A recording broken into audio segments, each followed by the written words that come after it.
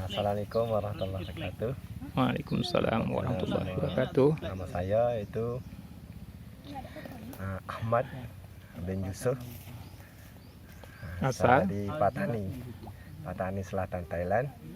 Kuliahnya di Aceh. Ya, udah. lanjut. Bismillahirrahmanirrahim. Baik, perkenalkan saya Walid saya duduk ngaji di Aceh. Jadi ini alhamdulillah kita boleh mari ada buat apa? Mari tapengnya ada tempat di Aceh ni, tempat-tempat sejarah dan bersama dengan Mapesa masyarakat peduli sejarah Aceh. Dan juga hari ini kita boleh mari di Kubo di Kerajaan Lamuri. Jadi sini ni iaitu tempat pusat kerajaan Lamuri Aceh dulu. Kesultanan Lamuri. Jadi di sini nih itu kalau kita tengok ada kubo-kubo nisa-nisa kubo.